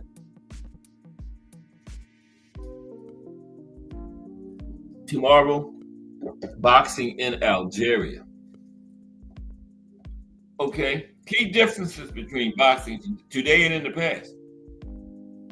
The evolution of boxing over the years has led to several key differences between the sport today and in the past. Here are some of the most notable distinctions. Training and preparation. Okay, modern techniques. Today's boxers have access to advanced training methods, nutritional plans, and sports science. This includes strength and conditioning programs tailored to individual needs. You know, boxers even got nutritionists. Some of those guys back in the 40s didn't even know what a damn nutritionist was. Only think they had invented nutritionists yet, right? Okay, another difference today. Technology. Use of wearables and analytics to monitor performance and improve training regimens is common now. Okay, fighter promotion. Social media influence. That's probably the biggest one of them all. Social media influence. Biggest difference between boxing today and yesterday. Social media influence. Fighters today utilize social media platforms for self-promotion. Okay? For self-promotion. Building personal brands and connecting with fans directly. Back in the 80s, couldn't no boxer come on somebody's channel and do no interview? Like Just Do Boxing had Shakur Stevenson, other Shadeja Green, Brian Norman. Was nothing like that back in the 80s. Didn't nobody have no channel to interview no boxer? Boxers can come and interact directly with the fans nowadays. Social media is a huge one. Huge difference today. That is big. Boxers can connect directly with their fan, okay? Through content creators, through us. I haven't interviewed them. My first interview is going to be Turkey Alley Sheik, by the way. We haven't set a date yet, okay? That's my first interview, Turkey Alley Sheik. All right? Pay-per-view. The commercialization of boxing has escalated, with pay-per-view becoming a significant revenue stream, often dictating fight schedules and matchups. See, that's another big difference. Regulations and safety, another one for today. Increased focus on safety. Modern boxers have stricter regulations regarding health and safety, including mandatory medical exams and improved protocols for concussion management. Mm-hmm. They don't have that enough though. They don't go deep enough into that aspect of it. But it's there now. It wasn't there at all back in the day, but not deep enough. Weight classes and limits. There are more defined weight classes than in the past, which helps maintain fairness in matches. Which helps. But we still got the weight bullying aspect, but more weight classes helps. I guess that's some kind of positive on weight classes. It helps, I guess. Diversity of competitors, global representation.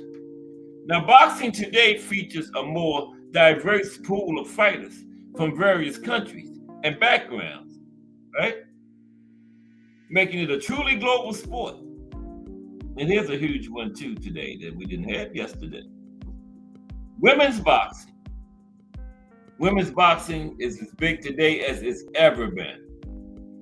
Okay, women's boxing. Increased visibility and participation of women in boxing have transformed the landscape, with women's fights now being prominent on major cards.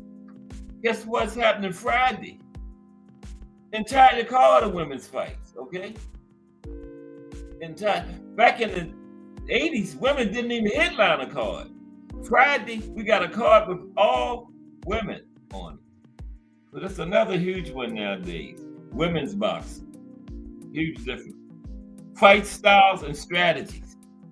Fight styles and strategies. Okay? Evolving techniques. Now, training has led to more diverse fighting styles, with fighters today incorporating techniques from various martial arts and sports. Okay? Tactical approaches. Modern boxers often employ more strategic and defensive techniques, influenced by a greater understanding of sports science. Media coverage and accessibility. This is a huge one. Mainly because of social media. 24/7 coverage. 24/7 coverage. Boxing is now covered extensively through various media, including online platforms, social media, making it more accessible to fans around the world. Back in the 80s, say a boxer got locked up. This is in the 80s, got locked up this afternoon. Now today, it'll be on social media 5 minutes after you get locked up. But back in the 80s, you had to wait for the 11 o'clock news to come on or the newspaper the next day to find out, right? Whereas now, somebody, social media platform gonna be taking a picture as they taking them into the jail, right? So yeah, 24/7 coverage. That's a huge thing. You see things nowadays as they happen. Where back in the day, you had to wait for the news to come on or the newspaper to come out the next day. Now, you see everything as it's happening. Look at the Diddy trial. The verdict was on social media 5 minutes after they gave it. Where back in the day, you would have had to wait till the news that night or the newspaper the next day before you find out, really. There's no way of knowing. Unless you was in the courtroom, you had to wait for the news. But now, everything happens immediately. As soon as it happens, it's on social media. And highlight reels. Instant access to fight highlights and analysis allows fans to engage more deeply with the sport. That's what I'm talking about. Instant access to everything. That's the word I was looking for. Instant access to everything nowadays. I mean instant. When I say instant, I mean instant. Like as soon as it happens. Matchmaking, and the police don't like that sometimes too. They somewhere investigating something, and there's the news right there looking over their shoulder as soon as it just happened, while it's going on. Matchmaking and career management. Longer careers nowadays.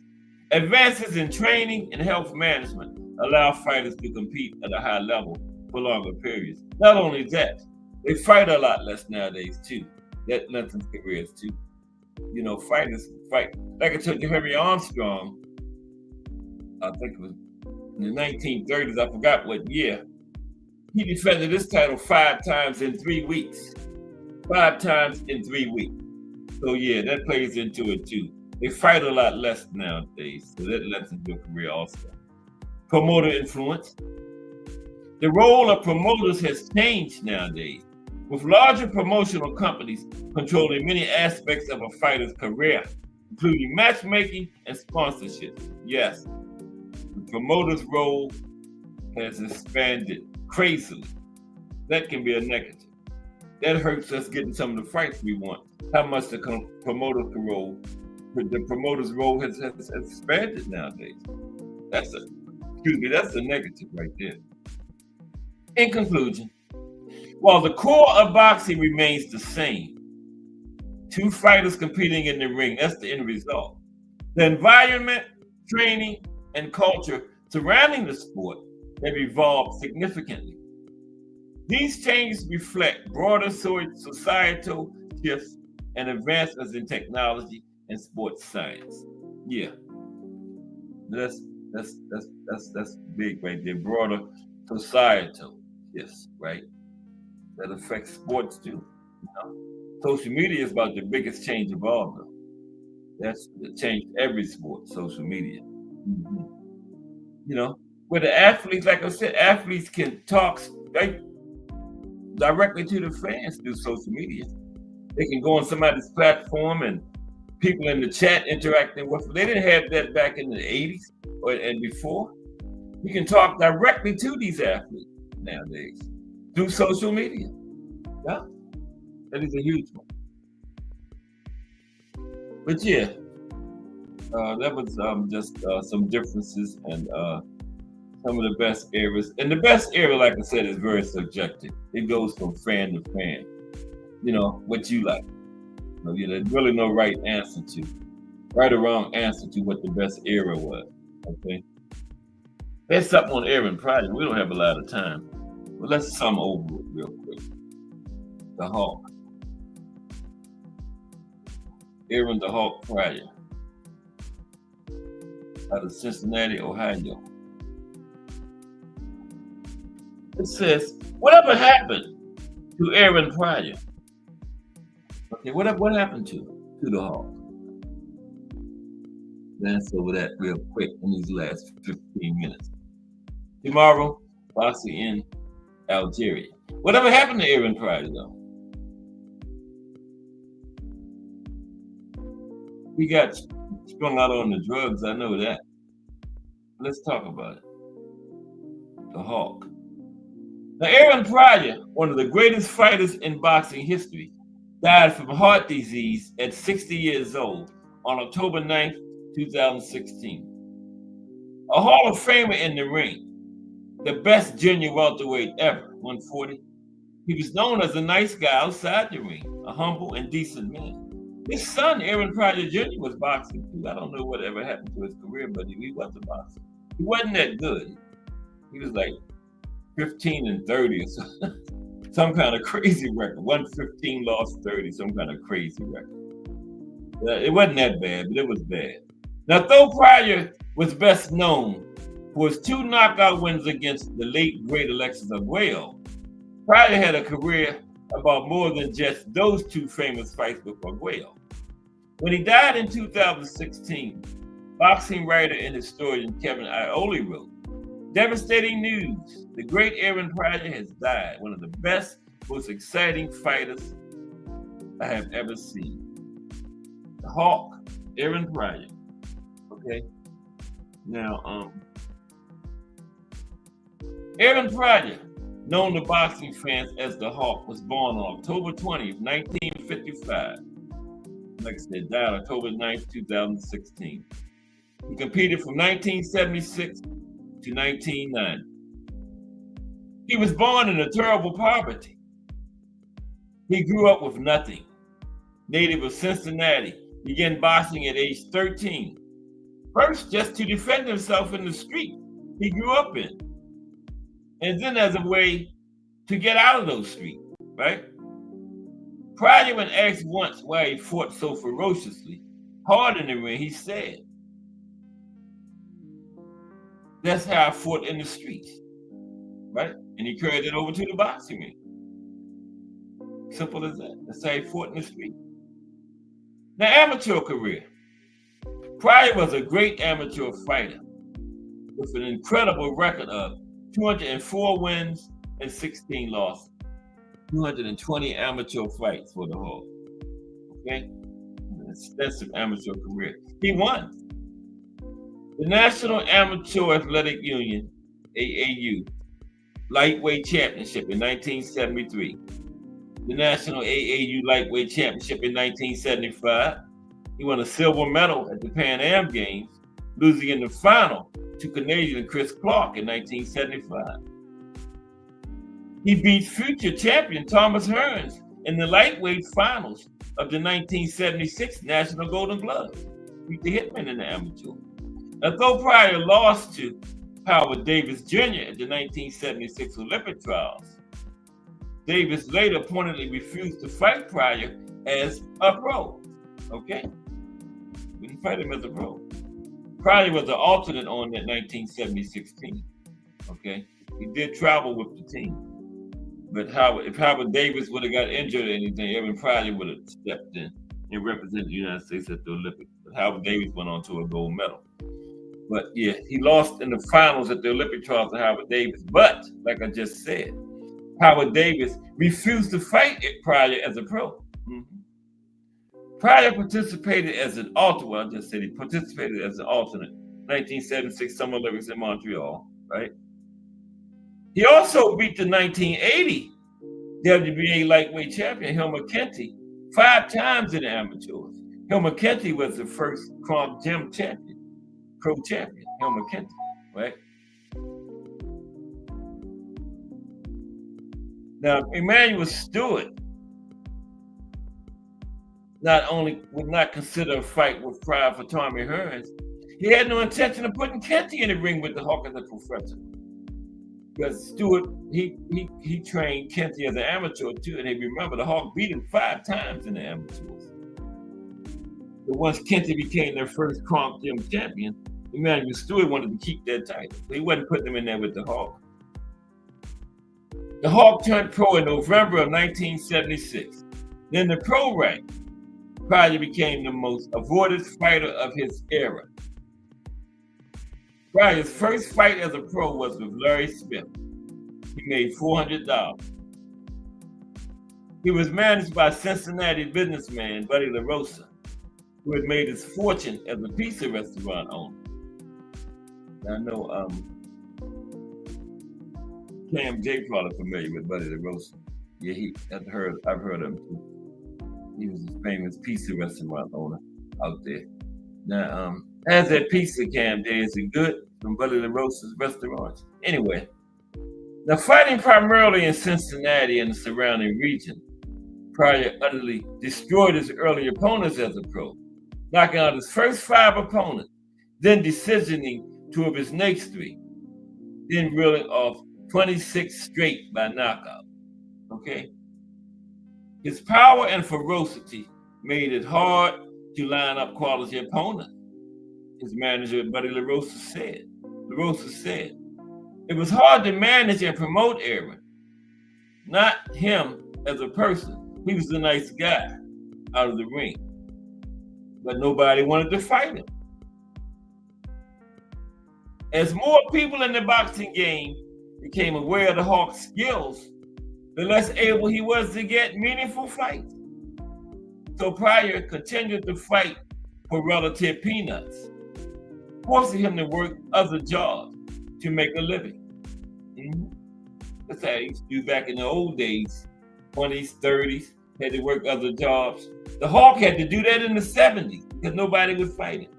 Wow. In 1979, he fought 6 times. But in his last fight, Pryor was pitted for the first time ever against a once or future world champion when he faced former WBA junior welterweight champion Alfonso Peppermint Frazier of Panama. Now Frazier, he was a legitimately great fighter, was the first prime great fighter Pryor had faced as a pro. Pryor knocked Frazier out in the 5th round. That made his record 20-0 with 18 knockouts. After he beat Frazier, he entered the WBA rankings. Once he got that big name on his record, the WBA went on and put him in their ranking. But he had been ranked by Ring Magazine for over a year prior to that. Okay. Although Pryor had risen to number 4 in the lightweight rankings, none of the other top contenders would fight him except Alexis Arguello, who was number 3. And no promoter was willing to meet Arguello's price for the fight. Okay?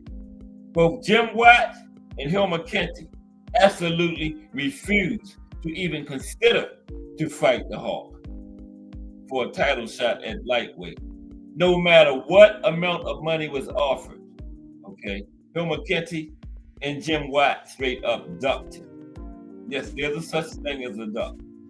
Okay, fighters do duck each other. I want to hear that about that they not ducking. Fighters do duck each other. Jim Watt and Hilmer Kenty absolutely refused to fight the Hawk, no matter what the price was. That's the textbook definition of a duck. You can offer me $10 billion, I ain't fighting him. That's a duck. Okay, that is a duck. It says no matter what they was offered, they refused to fight him. Pryor, who could have made lightweight his entire career, decided to move up to 140 to see if he could get a title shot. 140-pound junior welterweight champion Antonio Cervantes, an all-time great junior welterweight, was looking for a discretionary title defense, and he was willing to come to Cincinnati for the right price. Okay?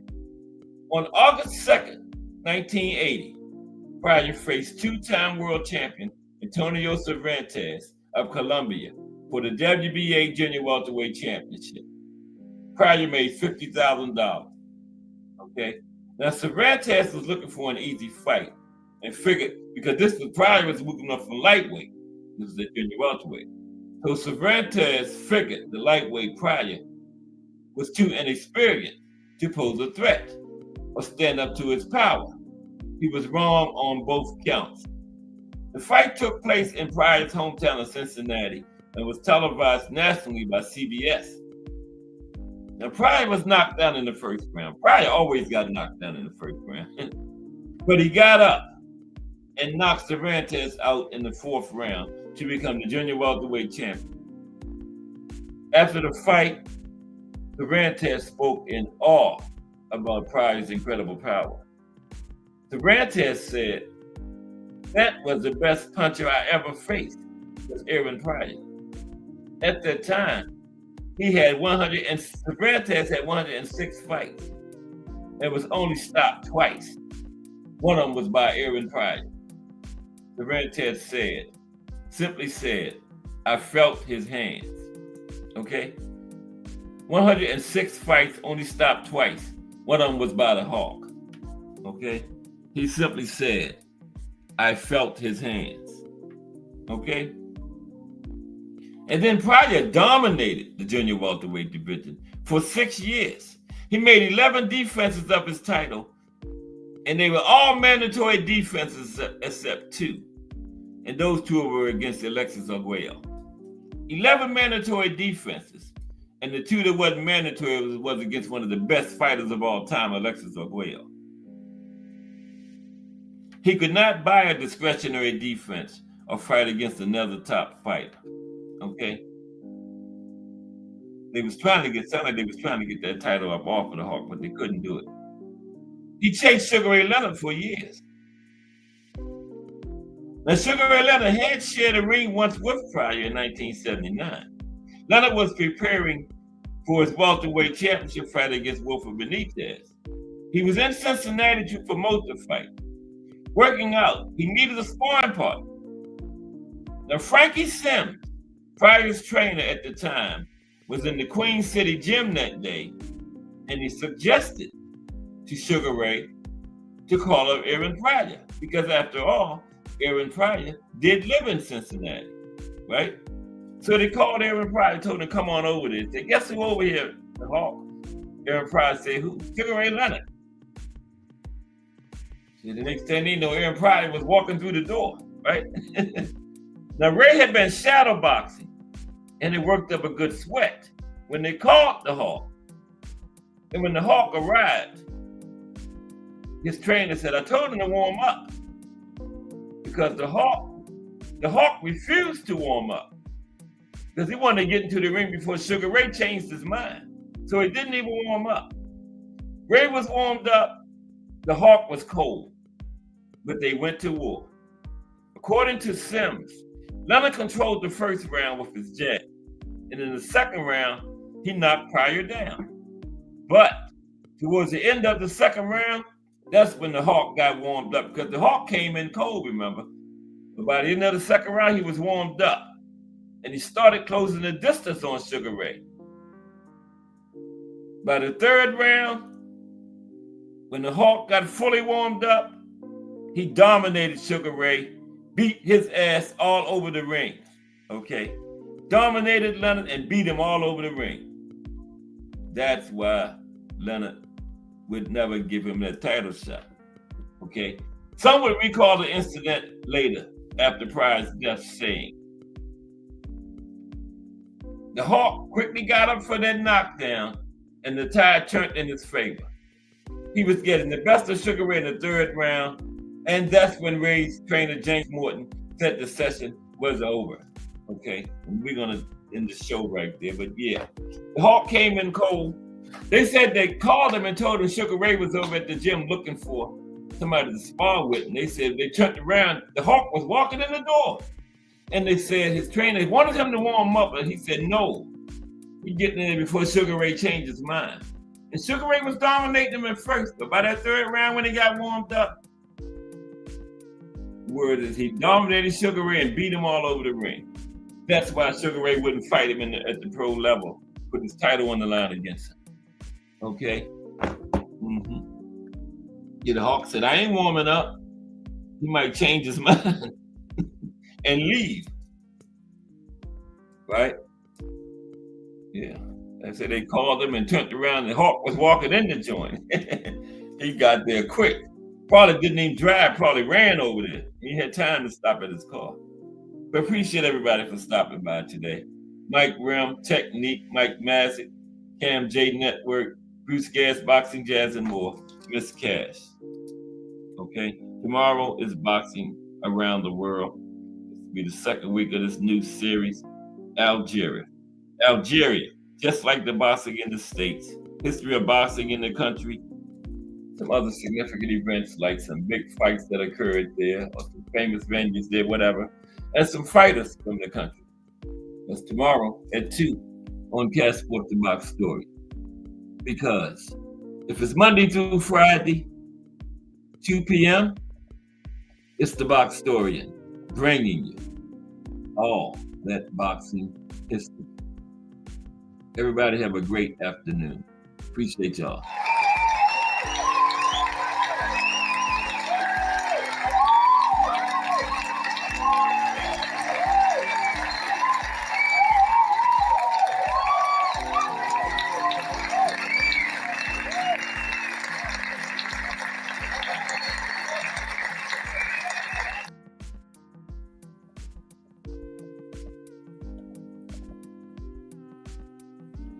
Nah, the Hawk override the 4 Kings today.